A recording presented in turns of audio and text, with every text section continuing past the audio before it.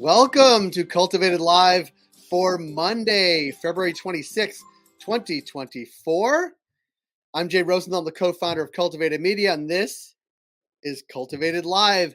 Our goal at Cultivated has been, since we started late last year, to be reader first, which means providing the industry with the most important, insightful, and useful information to our audience. And until now, that's been almost entirely through our daily newsletter, Cultivated Daily. And while we absolutely, if you're watching this, we want you to subscribe to that daily newsletter, we also want to meet the industry where it is. And for many of you, you are on LinkedIn and on YouTube. So we wanted to provide some content there that runs down the need-to-know stories of the day, but also checks in with guests, which we'll talk about.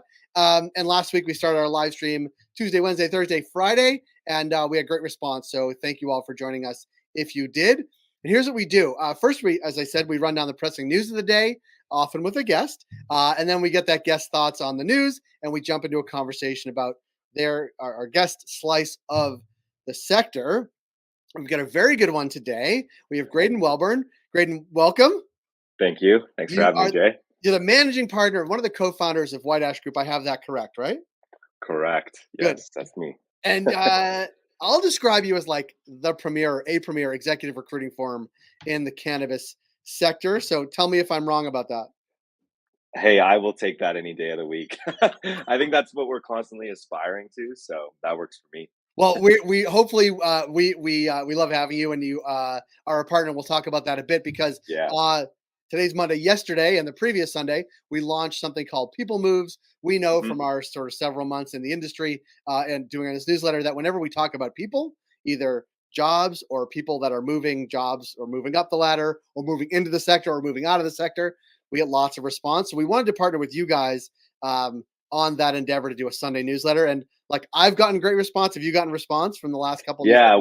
Definitely. We've gotten great response. It's really cool. I love seeing it. And we've had a very positive response. It's funny. It's I don't know, funny, ironic. It's a bit of an offshoot of sort of a conversation we had at in Las Vegas at MJ Biz. So it's like business getting done at MJ Biz now coming to fruition, but the business MJ Biz actually didn't happen at the show, but happened, of course, at the Chandelier Bar. Where all the business is done, right? It's it is funny. We should actually do like a Chandelier Bar conference or see. Let's do that. See the deals that came from like conversations there. But are you ready to get into the news of the day? Let's do it, man.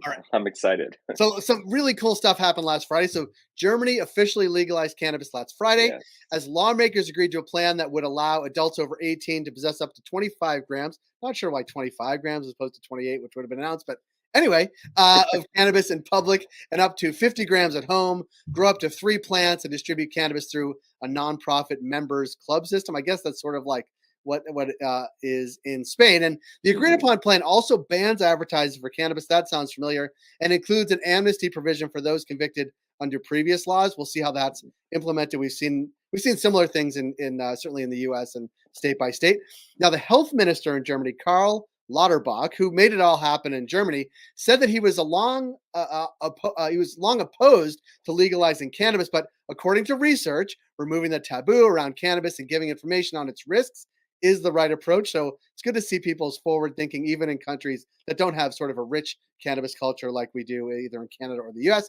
And obviously a major step forward for cannabis reform and Europe's largest economy. And it's obviously a different approach than we've seen in Canada. But it's interesting to see sort of how that develops. Legalization goes into effect April 1st, just in time for 420. Not sure if that's a big holiday there. But have you started staffing up positions in Germany? Yeah, we actually have. Well, I've been going to Germany for the last 3 years now, going to different conferences there and just sort of feeling things out, So it's very exciting for me because even a year ago, it was kind of like, I think this might take another 4 years. Like kind of just by the way, right? Like the conversations that they were having, I didn't really feel like things were going to move along. So the fact that it's kind of happened now, or it has happened now, is really really exciting. And we are starting to do work in Germany. This is the year that this year we go international. Last couple of years it was focused on the US. Obviously we started in Canada, being Canadian, but this is the year that we do international work. No, it's Sounds like really good timing. Sounds like spending the Yeah, past couple of years there at those conferences there yeah, seemed to make sense. It's interesting to see um, just to have. I mean, not even a big medical program, but a program that has all the sort of trappings of a big medical program in Germany. A lot of Canadian companies, international companies doing work there, but adding yeah. sort of cannabis culture, adult use thing to it, I think is will be an interesting thing to watch happen in Germany and see if it spreads. I think it's going to have a ton of influence across Europe. I Yeah, think a lot of countries are going to go, well, Germany's doing it, so right, we might as well right. like see what's going on with them. And Germany's a leader in a lot of yeah. ways. So I wonder if it'll be like in the States where nobody wanted to go first, but nobody wants to be last. And sort of you'll see countries sort of come on faster. We'll see. I mean, it's obviously interesting to watch, and it obviously has not been quick in Europe, but seems like things might be happening. So yeah, we'll see. fingers Um, crossed. on to the next story. So, California Congresswoman Barbara Lee is the co-chair of the Congressional Cannabis Caucus, and she was giving a talk on a panel in Sacramento last week and said moving cannabis to Schedule 3 could set back full legalization another 50 years. This isn't a story in marijuana moment. And here's what she said: because sometimes you take an incremental step such as this, which took us years and years and years to get through, it will take another 50 years to get to legalization. So she's really poo pooing rescheduling that the DEA is considering, obviously. And she added that she hasn't heard anything directly from the DEA on whether the Schedule 3 change is coming, but she assumes that they'll just accept the recommendation from the Department of Health and Human Services. And she also said that she's getting ready. I'm not sure what getting ready means. And so it's Mm, interesting because obviously there's been a lot of push, right? We saw the Biden administration, they want to move expeditiously. We saw 12 senators send a letter, including Senator Schumer, to the DEA saying basically hurry up and actually not just reschedule, but deschedule. We saw law enforcement leaders last week say, you got to reschedule. We saw veterans group saying it. Now, this is not without context. I mean, she's a longtime cannabis advocate and sort of really feels this deeply. And she's from Oakland, which is one of the hubs of the mhm. cannabis world. She's also running for Senate. Like she's in the last 3 weeks of a campaign for U.S. Senate, and she's not in first place. I don't know how to nicely say that. She's actually Mhm. behind two other Democrats, and depending how you read the polls, one Republican, and they all run on the same ballot. So it is the context of that she said this. So I don't know if she's thinking that like being against rescheduling might help her with real Yeah, so cannabis. she's saying that taking it from Schedule 1 down to a Schedule 3 is a bad idea? That's what Not she's only a bad quoting? idea, but will set legalization back 50 years. Her quote, not mine. I, look, if you follow cannabis industry social media, this is not there. Other people feel this way. I've heard Yes. this too from a lot of smart people too Yeah. that believe that that would be the case. Yeah. Why is that though? Why is that the belief? Because it doesn't really legalize cannabis, it moves it to Schedule 3, so it takes it off Right. the sort of most prohibited list, Sure. and it's unclear. I think the path to, like, what that would unlock, I think, is unclear. Like, would it unlock banking? Like, would it unlock Mm. cross-border trade by states? Like, I think it doesn't say a lot. It doesn't even address necessarily state by So it's state not enough. regulations. Is her argument it's not enough? Her argument, it's not enough, and I think it And would it's be gonna not only not enough, but, like, if you don't have the full Monty, she's a maximalist, right? If you don't have the full Monty, it's just, people will think they've done the work. I what often happens, and we see this in yeah, Canada, right? Like, they legalized it, and now the federal government doesn't really wanna do anything about it, right? anything to do with it. Yeah. So, like, I think Okay. it's a bit of that In thinking. that sense, that makes a lot of sense. I Yeah. also think it puts her in sort of a minority opinion about sort of what rescheduling would be. Mhm. But I think we're about to find out. Like, I'm not sure we're going to find out in 50 years what the ramifications are, but we will Yeah. find out in short order because I think something is coming. And we had a guest last week say that wouldn't it be great if it happened before the State of the Union, which is March 7th? So, like, is something possibly happening before the State of the Union so the president could actually talk about it? I don't know. Yeah, I feel like something's gonna happen sooner Yeah, than later. be great. Just for the point of votes. Yeah. I It feel like. Hey, it'll be great for us to talk about next time around if it does happen. Yeah, let's do that. Um, and one last bit of news because it's right down the road from DC. Virginia, the Virginia legislature passed a bill that would allow for recreational cannabis sales, a retail side, to open May 2025. Now, the measure will soon hit the governor's desk, and he's a Republican, and he said that he's not keen to like legalize cannabis or open up retail in the state. So we'll see what happens in Virginia. But it is interesting that this is the way I look at it, right? You have the West Coast, you have the East, Northeast. The Southeast is like one of the big holdups in the states. But as sort of, New York, New Jersey, Maryland, you start to move further and further south, states have a harder and harder time to like say no to it. So it's interesting to see sort of Virginia, hopefully and soon getting on board, because I think we're seeing nobody wants to be last, right? Yeah, as you said, I like that. No one wants to be last. Right, but It'll happen. it will. And unlike the West Coast, we talked about this last week, I think, with Jeremy, my co-founder, on the show. You start losing out tax dollars, yes, but also the sky doesn't fall, and also your citizens and voters want it. Like it just becomes not a big deal anymore the longer and Mhm. longer you wait. And so I think people holding it up will just, realize the sky's not falling. Oh, yeah, I mean, every day that goes by, it becomes less of a big deal. Yeah, totally, totally. So, time is on our side. Yeah, that's the news I wanted to run down today, or we wanted to run down today. But I do want to get into sort of White Ash. Give me a bit about sort of the startup story. What? I mean, Yeah, I always assume the sort of through line is that people in the businesses that they started were doing this in other sectors, but also liked cannabis. Is that how it came to be? that's yeah, that's pretty much it. I was recruiting in, tech, recruiting for big banks. I did that for a number of years. I was always entrepreneurial. Cannabis was coming along, and I wanted to be involved, and I had 2 failed business attempts. One of them was a cannabis delivery app. Oh, I was 24 years old and trying to figure out how to do a cannabis delivery app. Sunk some money into that and then realized apps are really expensive, and I had no idea what I was doing. So I folded that, and then I, had kind of a cannabis clothing line idea, and that didn't really resonate enough with me. I'm not really like a clothing brand guy, really.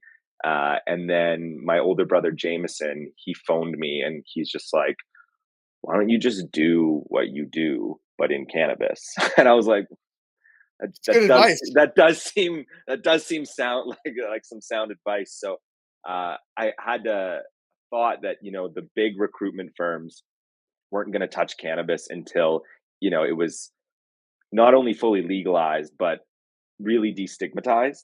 And then I figured that the cannabis companies, the trailblazers, I call them, that were starting up these LPs, would really want to work with someone who understood them and not just like a regular recruiter on Bay Street in Toronto. They wanted to work with someone who actually understands the plight, the lingo, the difficulties, the culture, that type of thing. So that was my sort of gamble. And then I met my business partner Jerome. I got introduced to him through family friends, and we didn't really want to meet each other famously, which was really funny. I love We it. got misinformation about each other, and Have you I was cleared it like, up since?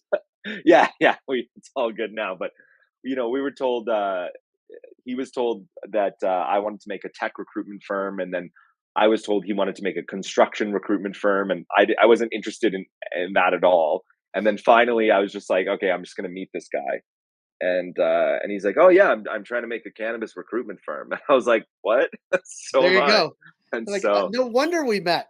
That's good. yeah, yeah, and then the rest is history, kind of. Yeah, and obviously you've expanded from Canada into the U.S. And Hmm. in our Sunday newsletter, People Moves, we have jobs that you're recruiting for and positions across the sector. And Yeah. like, what kinds of trends are you seeing? I don't know, early days 2024 that may be Mm. different and apart from what you've seen in 2023 and sort of the famous downturn. Let's call it, I don't know, 2019 to now. But like, Yeah. what kind of trends are you seeing early this year? This year, there. Okay, so I always caveat these questions that cannabis is so crazy and there's so many different, regions where things are different. But I would say by and large, we're noticing a lot of companies are stepping up their finance game. So they're really investing in controllers, senior accountants, finance managers, director of finance, that type of thing. We're noticing an increase in that. So that's got That to be bodes well. yeah, that's a Bodes good well for thing. the industry. Totally, I think so. I mean, if people want to take their finance serious, that's always a good sign for everyone. So definitely noticing that. I would say marketing as well. It seems that I think there's a handful of companies that, have had really thin marketing teams and have been doing okay. And I think now they're looking at, okay, we did okay with our small marketing team. What if we add a couple key players? Like, how would that change things? So we're noticing an uptick in marketing positions as well, which is a good thing. I think both of those trends are. It's only a little bit into 2024, but those are things I'm noticing. Like, compared to 2 years ago, it was like every job we worked on was sales because everyone had all this product and they had to Right. move it, right? So, Yeah. and then before that, it was like QAs and more things on the regulatory side. So, definitely, those are the trends we're seeing, and of course, in the new regions that are popping up, it's like we're seeing a ton of retail managers and things like that because it's All retail's new. popping up now. So Yeah. yeah, exactly. No, it's interesting to sort of plot those trends of like cultivation manufacturing to, I mean, fast forwarded like sales, like because Yeah. now you've got the stuff, you got to sell it. Then it's now it seems like a seriousness of purpose, like Exactly. really It's like finance and refinement. marketing. Yeah, Yeah, it's refinement of like how you're presenting yourself. You're not so it's like, okay, can we even sell something? Yes, we can. Okay, let's like improve that right, sort of refinement of how we present our brands and then let's take our finance serious. right, Yeah. right. I like. I mean, it's there's a business class in there somewhere, I'm sure. Oh yeah. Um, I'll figure it out. just by frame of reference, so we're gonna obviously we're partnered on the newsletter that goes Yeah. out Sunday. You'll be back on a regular basis, and so will the team at the White Ash Group. But I want to thank you for joining us here on Monday morning because everybody's Super shaking off fun. the cobwebs, and I appreciate it. And just to folks watching today, tomorrow we'll be back with Brad Spirison from Grown In. We'll be joined by Sally Peebles from Vicente. We're going to talk about Florida in particular because that's going to be a big market. They hopefully will have an election later this year on cannabis legalization. They have a massive, massive, massive medical market. And so we're going to dive into the intersection of politics and policy and cannabis with Sally and Brad on tomorrow's program. But Graydon, thanks for joining us here today. For those of Thanks you for having me. watching, well, for those that are watching, please follow us on LinkedIn. Give us smash the subscribe button on YouTube. That's what the kids say I need to say. So Yeah. I'm supposed to point. I think I'm supposed to point Yeah. this way. Smash the subscribe button somewhere down there. And we'll see everybody Tuesday morning, 10 a.m. Eastern on LinkedIn and YouTube. Graydon, thanks again. Thanks for having me, Jay. Got Thanks it. everyone.